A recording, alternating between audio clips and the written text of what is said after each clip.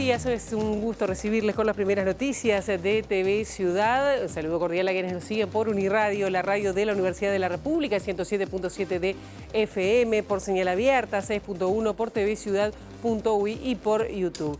Vamos rápidamente con el pronóstico del tiempo para las próximas horas y decirles que estamos viviendo una jornada calurosa.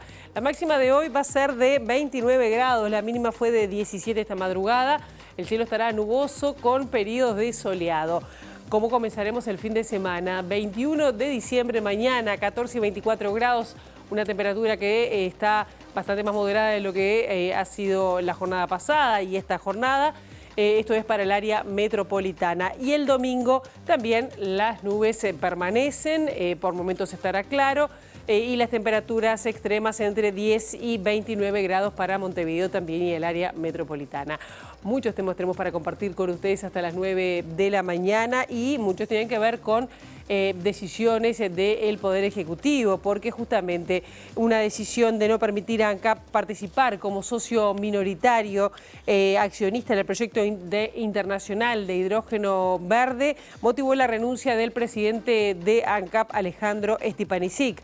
La ministra de Industria, Elisa Facio, dijo que el proyecto sigue adelante sin la participación del ente estatal. Esto motivó que el futuro secretario de la Presidencia, Alejandro Sánchez, se comunicara por este tema con Rodrigo Ferrés para expresar la inconveniencia que ANCAP no participe de este proyecto de hidrógeno verde. En el mismo sentido se expresó también la futura ministra de Industria, Fernanda Cardona. Vamos a otros temas, también el pedido de contratación en función permanente de algunos funcionarios que ingresaron a la Comisión Administradora del Río Uruguay como personal de confianza de las actuales autoridades y que son conocidos militantes blancos y colorados, generó malestar en el gobierno electo, que solicitó al secretario de la Presidencia, Rodrigo Ferrés, que no autorizara esta solicitud que realizó el presidente de la CARU. También vamos a hablar de lo que son estos momentos de transición, de los encuentros que está teniendo el presidente electo Yamandú Orsi. Esta vez siguen los encuentros con diplomáticos, con representante diplomático de España y de Francia, donde por supuesto en ambos casos el tema del acuerdo Unión Europea-Mercosur estuvo presente. También vamos a estar hablando del lanzamiento del Observatorio de Igualdad de Género que realizó la Intendencia de Montevideo, que se va a ir ampliando, pero que ya tiene todos los servicios que se disponen en la materia y también de atención a situaciones de violencia. Bueno, este Observatorio de Igualdad de Género ya está operativo y se presentó ayer en la Intendencia. Sobre las 8:30, un poquito antes de las 8:30, vamos a estar recibiendo al futuro ministro de Educación, José Carlos Maía, para hablar de cuáles serán las prioridades de su gestión, qué es lo que tiene planteado, si está comenzando ya la transición y cuáles son estos pasos que está dando para asumir el 1 de marzo. ¿Qué pasará con la transición, con la transformación educativa? Bueno, todo esto le vamos a preguntar a José Carlos Maía en un ratito nada más aquí en la entrevista central de MBD Noticias. Ahora, momento de abrir la ventana hacia las calles de Montevideo para, con datos del Centro de Gestión de Movilidad, ver por dónde circular, por dónde no. @IMTránsito, @MBD Transporte para seguir en tiempo real cualquier cambio en la circulación. Les adelantamos que Nueva Troya entre General Flores y Joaquín Artigas va a estar cortada la circulación hasta las 12 del mediodía por trabajos de carga y descarga. Francisco Anzani entre Comodoro Coe y Neira, el corte será hasta las 4:30 de la tarde por trabajos de poda que se van a extender hasta el sábado 21. Amado Bonplan entre 21 de septiembre y García de Zúñiga. El corte será hasta las 4:30 de la tarde también por poda, pero se van a extender hasta el 8 de febrero. Llaro entre Canelones y Maldonado hasta las 5 de la tarde por hormigonado.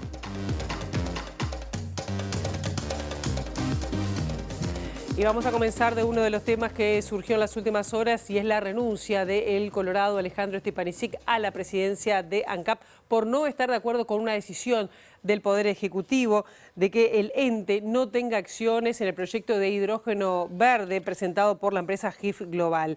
La ministra de Industria, Energía y Minería, Elisa Facio, defendió la decisión gubernamental por entender que no se debe comprometer dinero público en una iniciativa a la que tildó de riesgosa.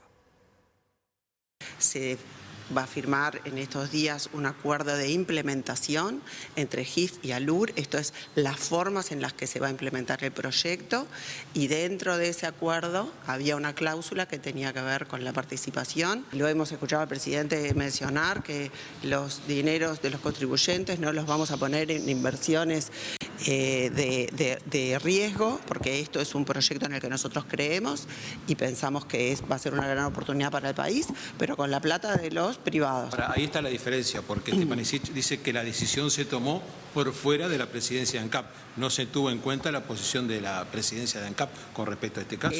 Esas mismas palabras me dijo Stepanisic cuando yo lo llamé para hablarle de este tema y decirle que queríamos ir por este camino. Entonces me dijo eso, yo le dije, bueno, pero yo te estoy... Me dice, el Ejecutivo toma una decisión sin hablar conmigo. Le digo, yo soy el Ejecutivo y estoy hablando contigo. ¿Por qué no utilizar dinero de ANCAP en ese proyecto que puede redituar a futuro en algo positivo para ANCAP y para Uruguay? Es un buen proyecto, pero es un proyecto que tiene muchas incertidumbres. Estamos hablando de un proyecto que va a producir un producto que no tiene mercado, que no hay nadie que lo compre. Recién se están encontrando algunos compradores para ese mercado. No es un proyecto certero. Y tras la renuncia en esta madrugada, el presidente renunciante de ANCAP, Alejandro Stepanisic, hizo un pronunciamiento a través de su cuenta personal en la red X. Señala que el acuerdo establecía una regla para tener una participación de hasta 30% en la sociedad del proyecto, no un compromiso ni obligación alguna de invertir. Se estima que esa respuesta debería darse no antes del segundo semestre del año próximo y la inversión se haría en 4 fases. Stepanisic señala que GIF Global logrará el financiamiento cuando concluya el diseño de ingeniería encargado a una firma de primer nivel y se terminen de concretar los contratos de energía eléctrica, suministro de CO2, biomasa y de venta. En definitiva, nada se adelantó. No hay innovación respecto de los términos de referencia, bajo los cuales compitieron otras 6 propuestas, además de la de GIF, en marzo de 2023. Tampoco había compromisos sobre fondos públicos, lo cual no supone un riesgo, salvo por el de incumplir compromisos de firmar contratos para el Estado. Y también la futura ministra de Industria y actual integrante del directorio de UTE, Fernanda Cardona, cuestionó este accionar del Poder Ejecutivo de no participar, de que ANCAP no participe del paquete accionario del proyecto de la planta de hidrógeno verde. Para Cardona, la decisión tendrá como consecuencia la pérdida de oportunidades y también de dinero para el Estado.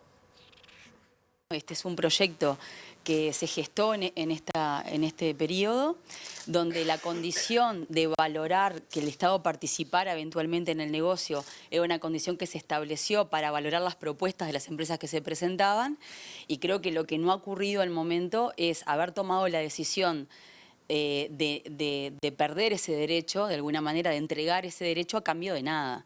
Entonces, de alguna manera, no se explica la motivación de por qué se cambia en ese criterio, en esa posición original, donde de alguna forma en el llamado, como pasa en el Estado en general, cuando uno establece las bases, establece las condiciones que va a valorar, y en este momento no se explica el por qué entienden que hay que dejar y abandonar ese derecho. Se busca como argumento decir que se cuidan los dineros públicos, cuando la consecuencia de esto, inoportuna, es perder dineros eventuales públicos. Si tenemos un tiempo que no terminó, que vencería en mayo del 2025, para que, con información actualizada del proyecto a esa fecha, el Estado uruguayo, como Estado, tomara la decisión si le conviene o no este proyecto, ¿por qué me adelanto a tomarlo en diciembre?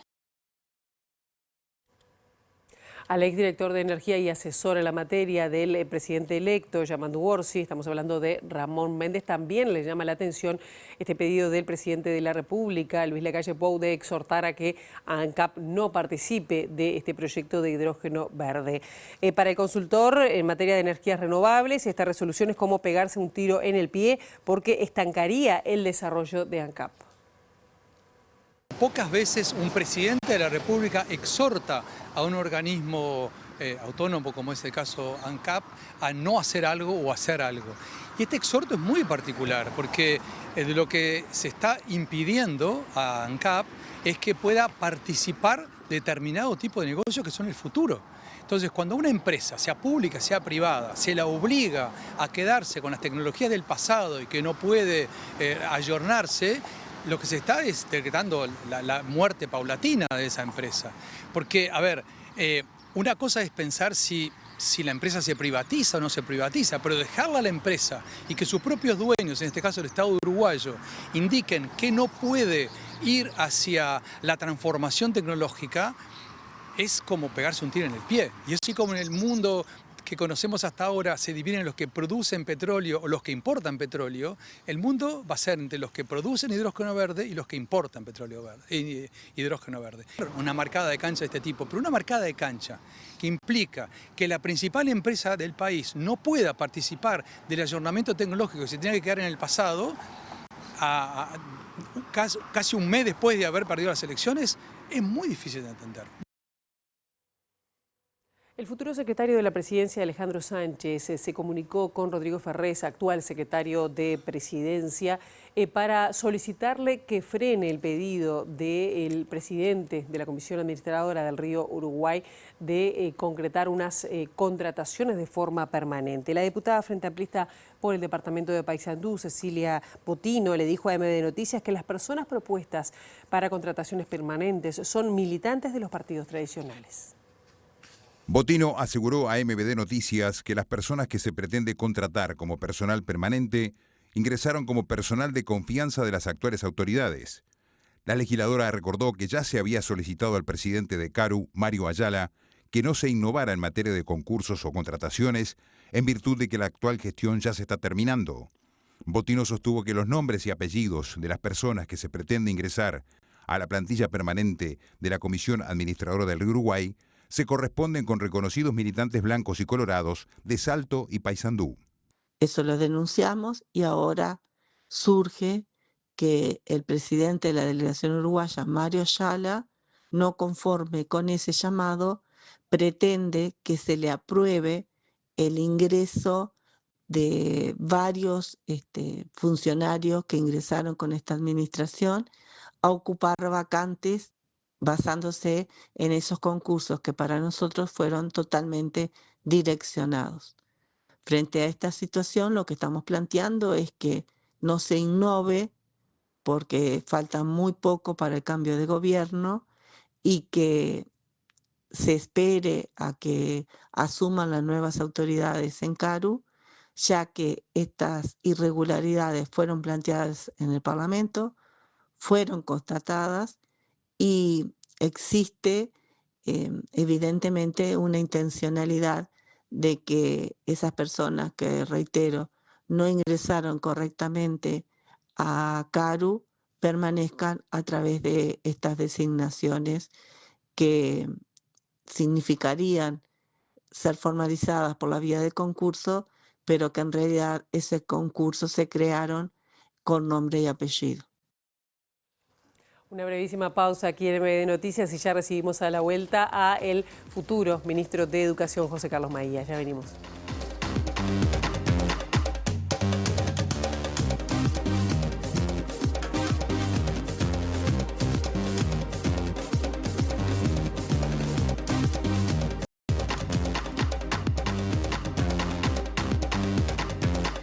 En este segundo bloque ya estamos recibiendo con muchísimo gusto a José Carlos Maías, futuro ministro de Educación y Cultura. Un gusto que estés con nosotros esta mañana. Bueno, gracias por la invitación, encantado de estar acá. Por favor, bueno, si vamos directo al punto, ¿cuáles van a ser las primeras medidas? A ver bueno, no me apure que vaya cansado el repecho. Bueno, pero ¿qué es lo que se está pensando? Como decir, bueno, porque hay algunas medidas que, bueno, el bono crianza, ampliación del horario en algunos, sobre todo en inicial, ¿no? Es decir, ¿cuáles van a ser las prioridades ahí, 2 de marzo? Bueno, a ver, cuanto al 2 de marzo, primero son las que anunció Yamandú en Colonia, cuando hizo una breve síntesis, y son las que tú hiciste referencia. Yo prefiero enfocarlo desde el lado de cuáles son los puntos eje que vas. Primera infancia, naturalmente, es la prioridad nacional, tiene que tener una mirada transversalizada del Estado, la educación hará el propio, pero creo que apuntar a llegar a la universalidad de la cobertura de hasta 3 años es bien importante. El Frente en el año 2019 lo dejó aproximadamente en el 77%, teniendo en cuenta lo que es el bono demográfico, en este caso con menos nacimientos y demás, puede haber oportunidad de avanzar en esta materia.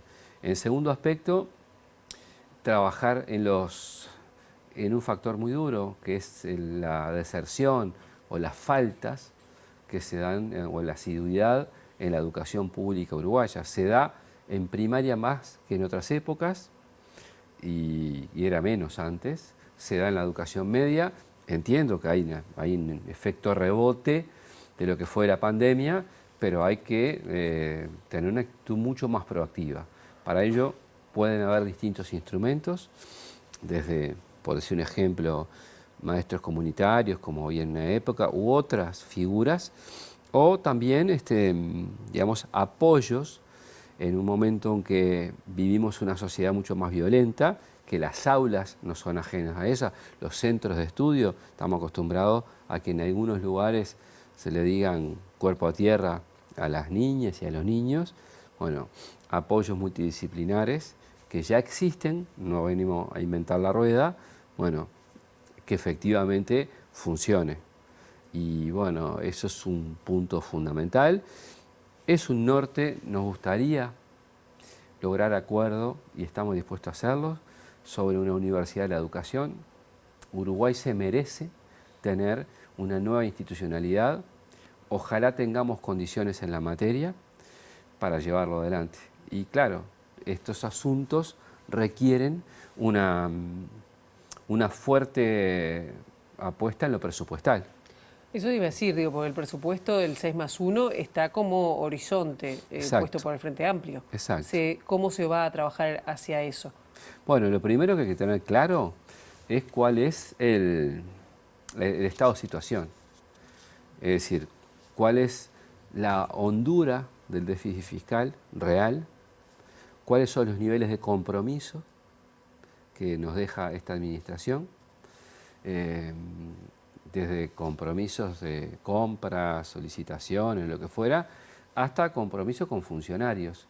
He tenido referencias, que espero que no sean así, de en algunas áreas del Estado una especie de aprovechar que se termina y medio rápido, y que entre alguna gente en condiciones no adecuadas.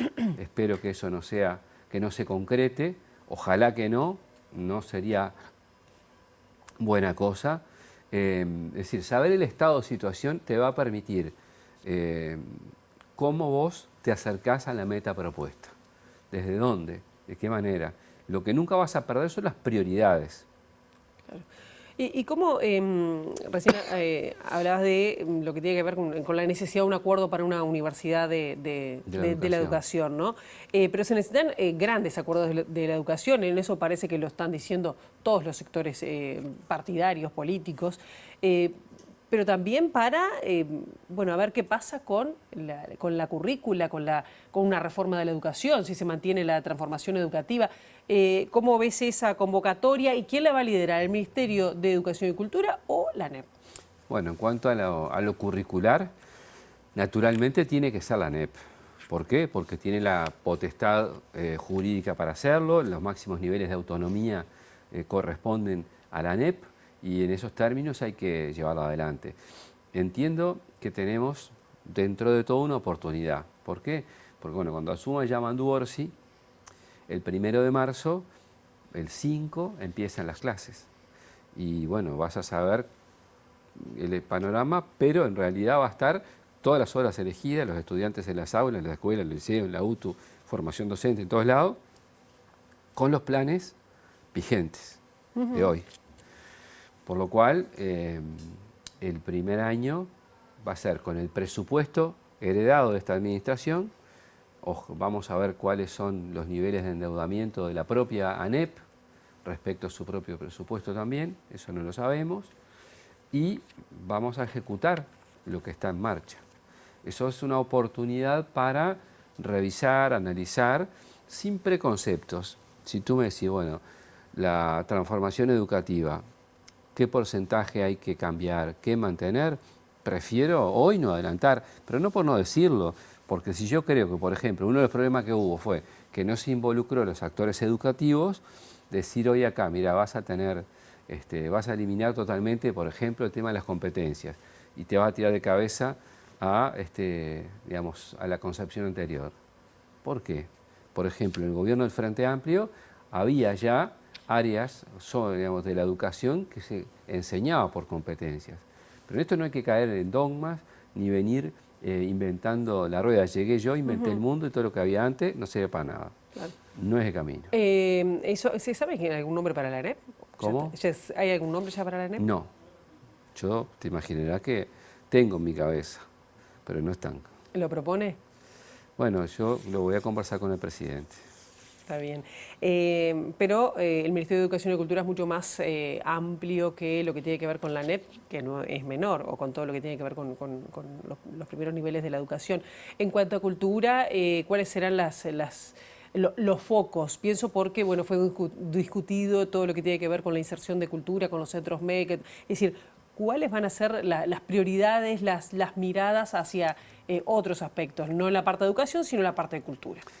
Bueno, aprovecho la pregunta. La cultura para mí va a ser uno de los estandartes de esta gestión. Yo creo y me propongo hacer una fuerte apuesta a tener una incidencia, un liderazgo, una acción muy propositiva hacia la cultura uruguaya.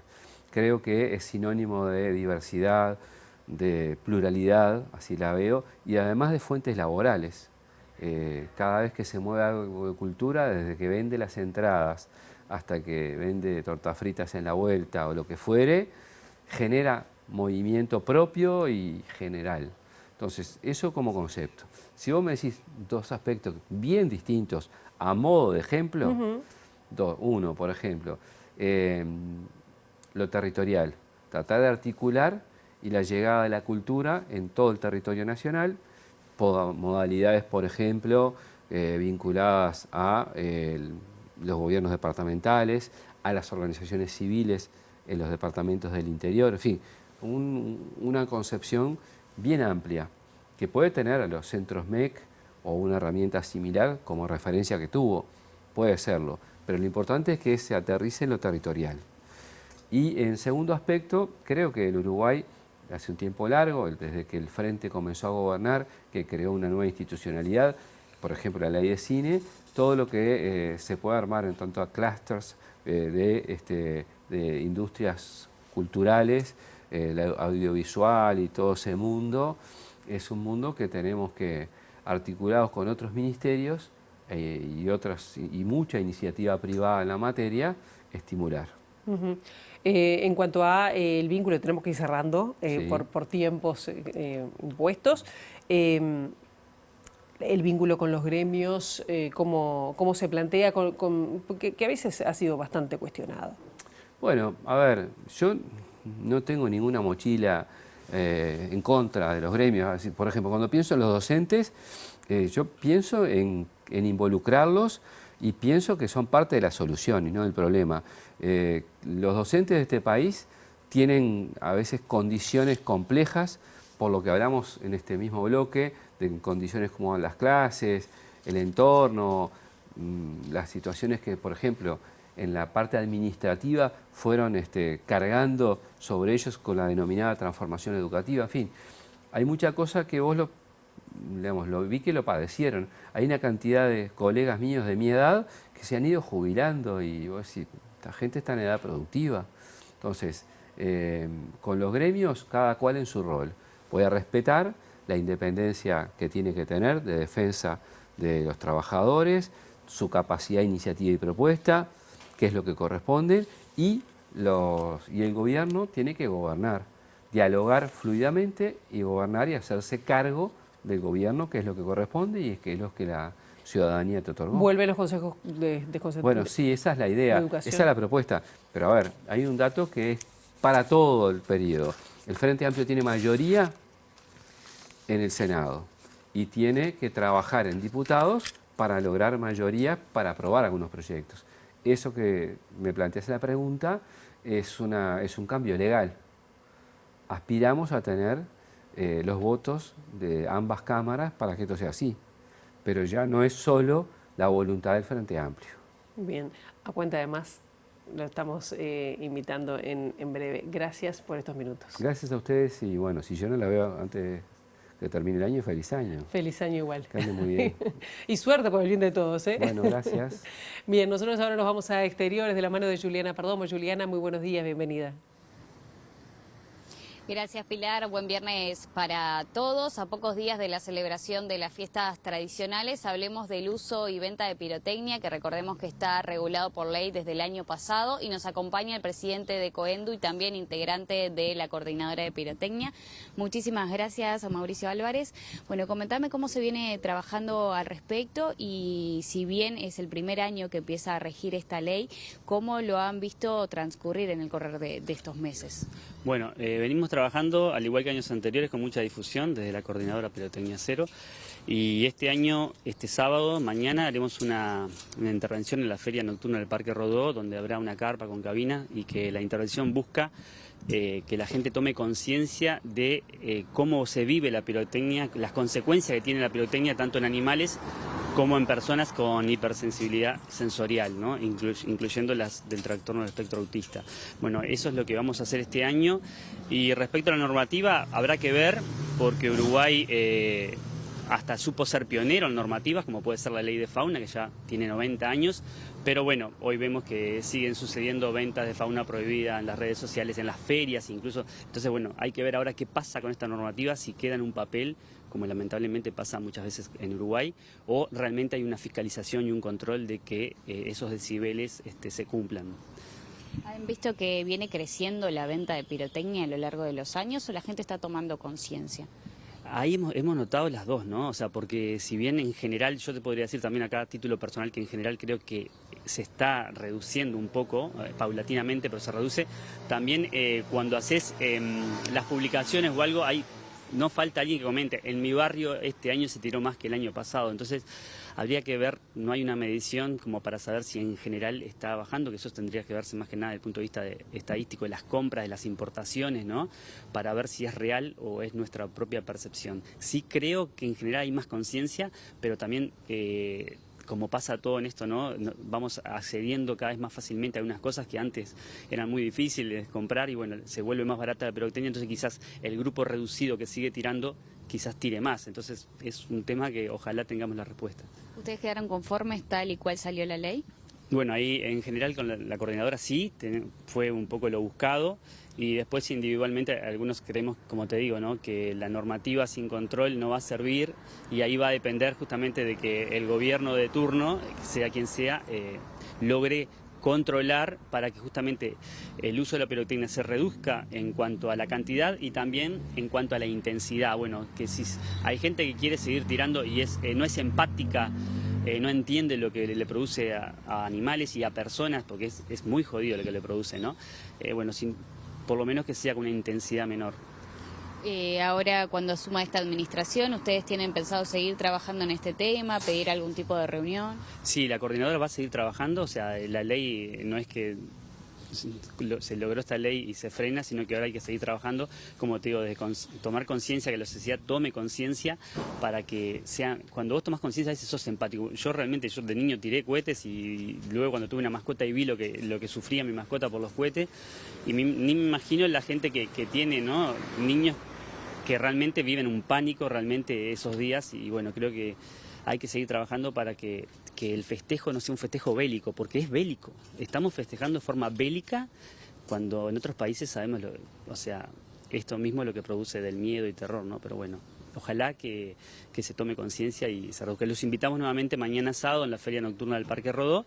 Vamos a estar desde las 7 de la tarde hasta las 11 y bueno, va a ser una experiencia doble, una experiencia por un lado visual, que mediante con un video la gente va a ver lo que produce en animales y como te digo, en personas con hipersensibilidad sensorial, y luego del video una experiencia sonora para que vivan la pirotecnia de la misma forma que lo viven estos seres, ¿no? Los animales y estas personas. Creo que, o sea, los invitamos a participar, ya sea para vivir la experiencia o también para dar apoyo a la causa. En cuanto a la intervención de mañana, ¿se va a estar replicando en otras ferias de cara al 31 también? Mira, fue la idea, nos invitaron de intendencias de otros departamentos, ojalá que sí, vamos a ver si es toda una logística que no es fácil, pero bueno, ojalá que sí, no lo podemos prometer. Ya que me mencionas el interior, ¿cómo se vive allí distinto a la regulación de Montevideo? Porque recordemos que hay muchos departamentos que ya lo prohibieron desde antes. Claro, esperemos que sí, porque hubieron varias prohibiciones locales, pero luego vino la ley que estaría por encima.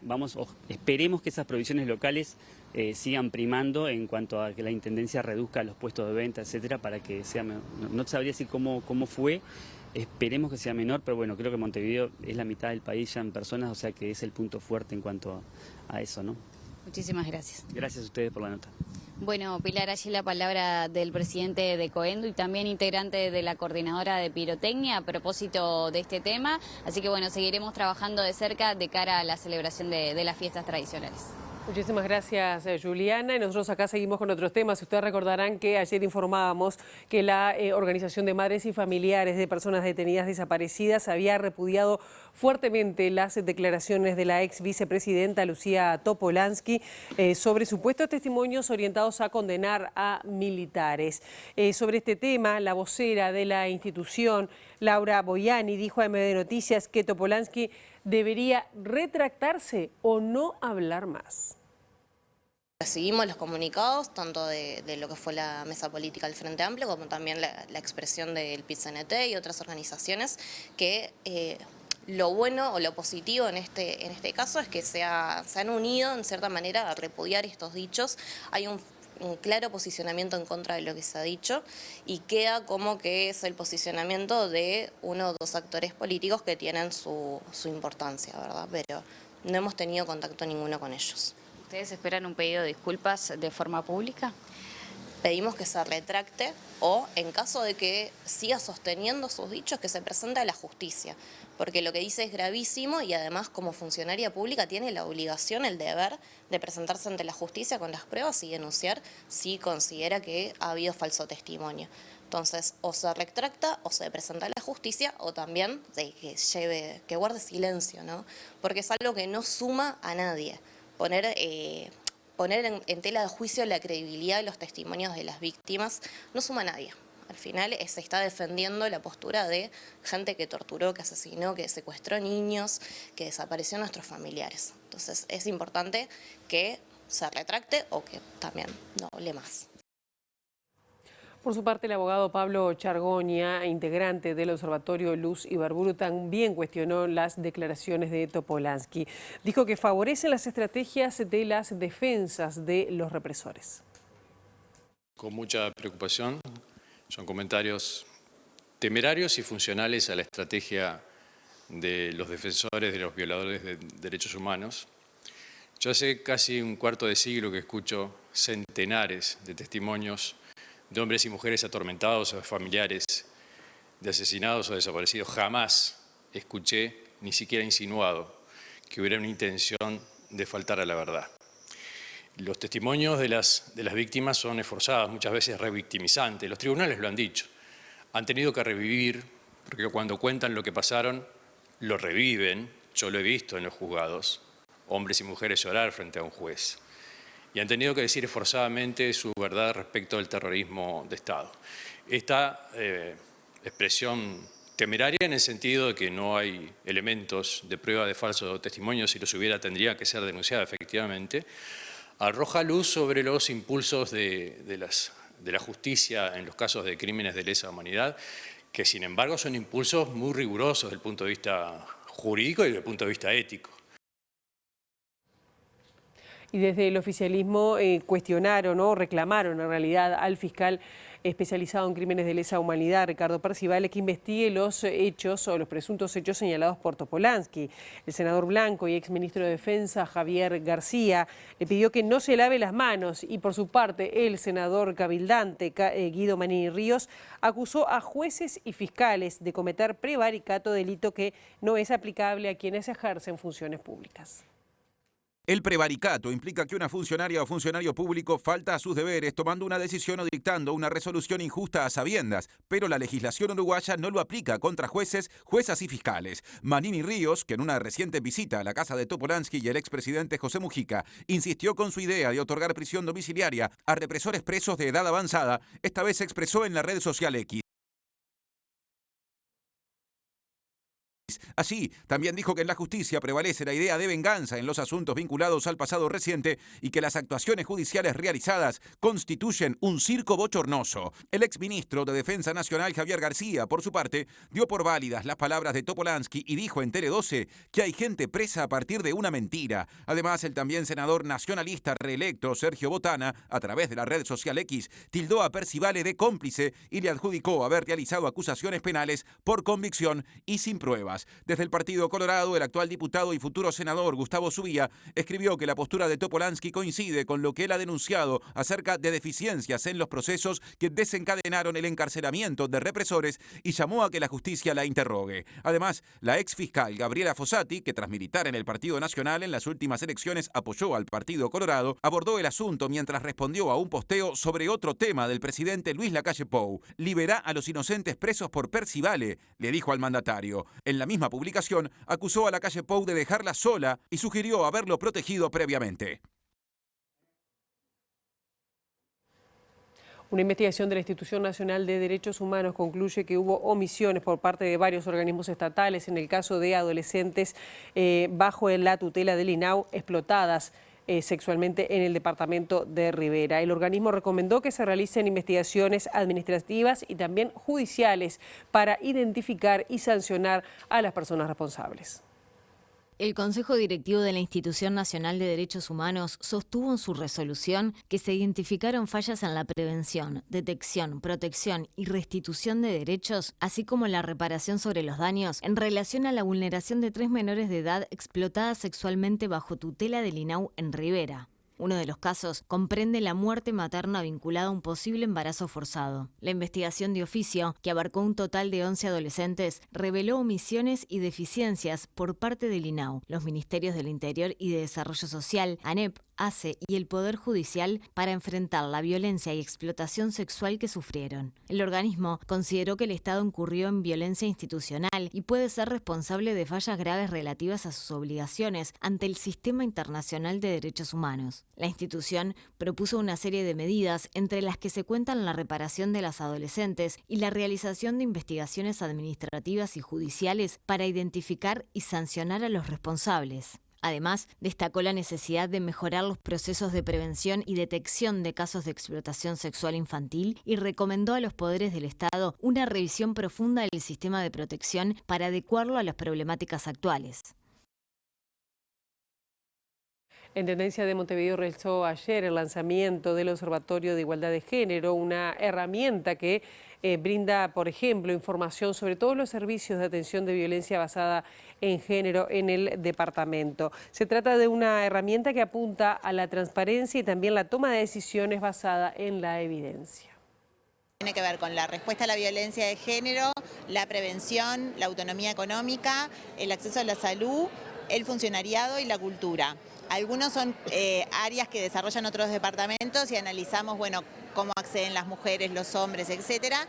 Y en el caso nuestro lo que hacemos es mostrar la cantidad de consultas y de mujeres y de hombres que acceden a nuestros servicios de atención en violencia de género y eso permite dar un seguimiento permanente, la información está disponible, se puede acceder también al microdato, o sea, saber, bueno, en cada comuna mujer cuántas se atienden, cuál es la variación entre una y otra, eso se va a actualizar mes a mes, o sea, lo que tiene de novedoso es que no es una información estática como la que damos cuando rendimos cuentas, sino que de alguna manera logramos sistematizar y saber las políticas que hacemos, a cuántas personas están llegando, tiene que ver con la transparencia, también tiene que ver con tomar decisiones basadas en evidencia, entonces saber, bueno, cuál comuna está desbordada, dónde hay que poner más horas de atención o cuál hay que reforzar la difusión para que se pueda acceder más y bueno, y también sirve para la interna de la Intendencia, pero creemos que es una herramienta útil para la academia, para estudiar, para generar conocimiento y también es una herramienta útil para las organizaciones de la sociedad civil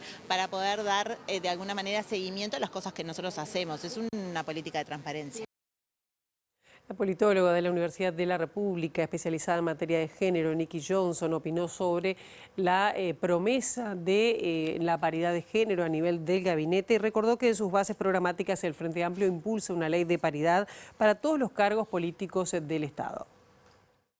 Yo creo que persiste una cultura política muy masculinizada que sigue invisibilizando a las mujeres, siguen no viendo a las mujeres como potenciales candidatas o potenciales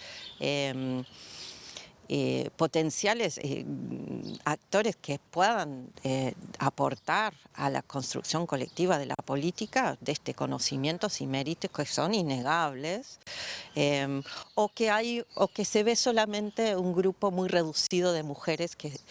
Y yo, por ejemplo, en este gabinete hay muchos nombres de varones que seguramente no son conocidos, no son conocidos para mí y seguramente no son conocidos, pero a esos hombres se les ven, ¿no? Se les ven sus méritos.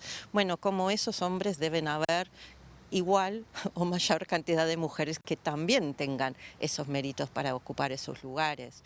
Y lamentablemente lo que no se instala es que se sigue teniendo que recordar el tema de la paridad, en vez de que sea algo natural, que bueno, acá me rodeo de hombres y mujeres y van a ser naturalmente mitad y mitad o muy cercano a eso, se sigue los varones, porque siguen siendo los varones que están eligiendo, tienen que hacer el esfuerzo por encontrar.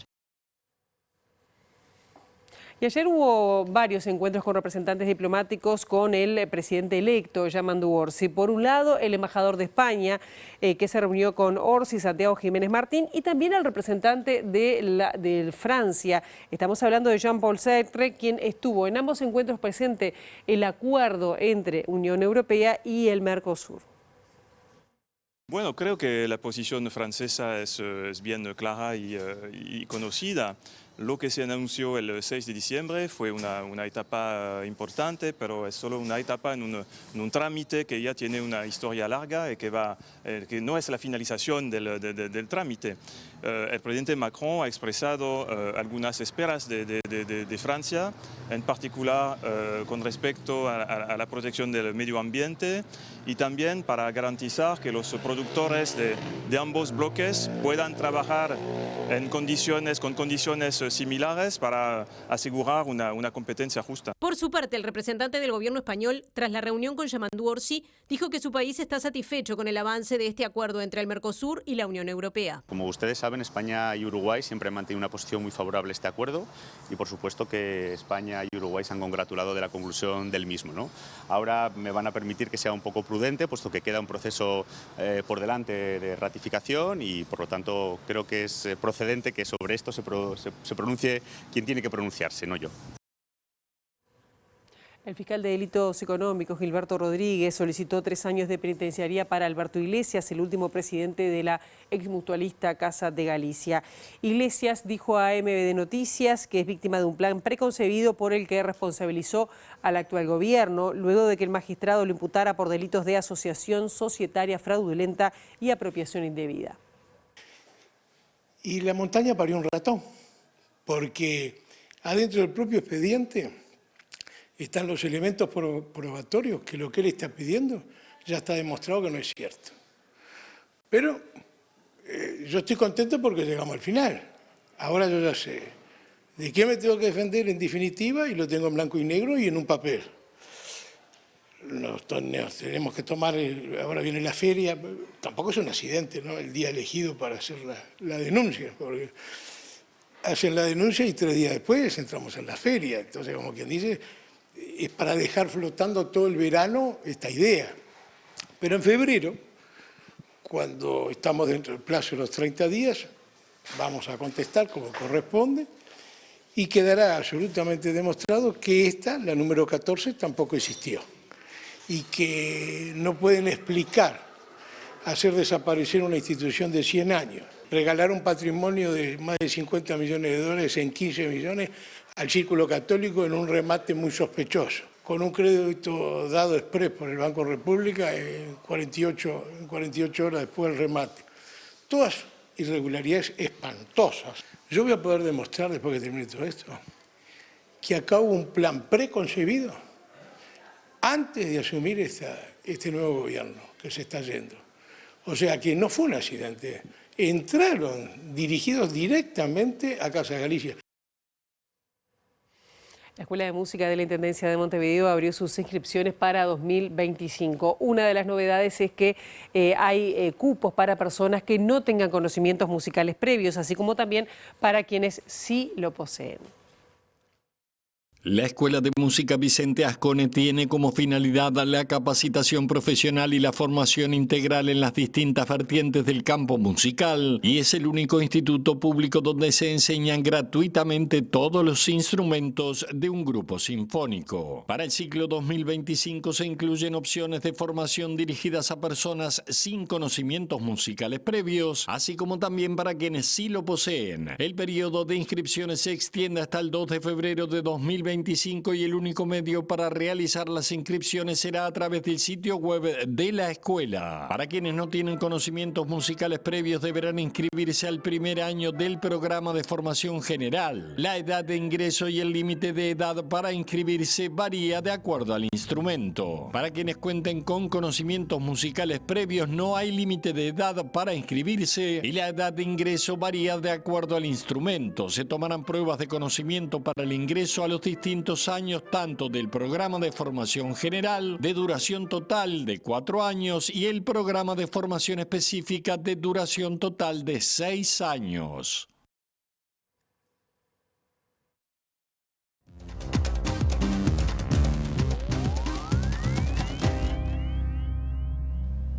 En el ámbito internacional nos quedamos en Brasil, donde el equipo médico que atiende al presidente Luis Ignacio Lula da Silva dijo que se encuentra bien tras las intervenciones realizadas, por lo que fue dada de alta y podrá regresar a cumplir funciones en Brasilia.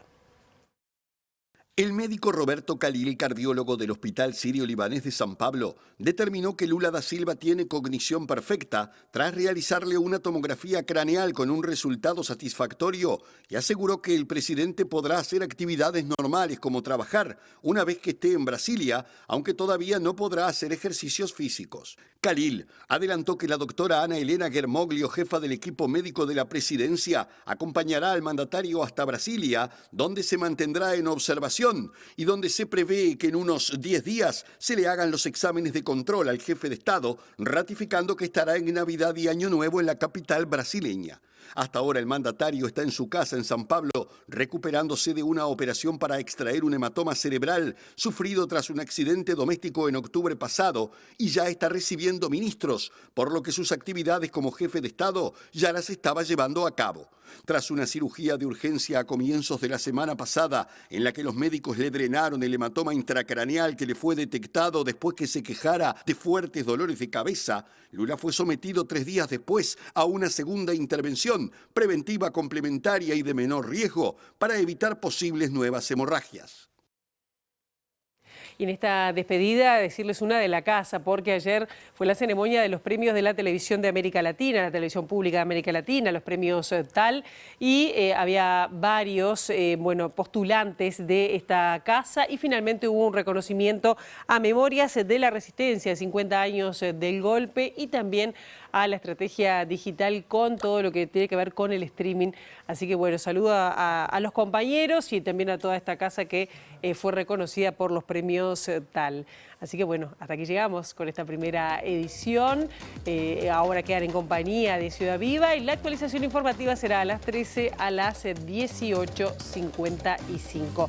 El domingo a las 19 con José Caraballo. El lunes nos encontramos a las 8 aquí, bien puntual, con las primeras noticias de TV Ciudad. Pasen muy bien, buen fin de semana.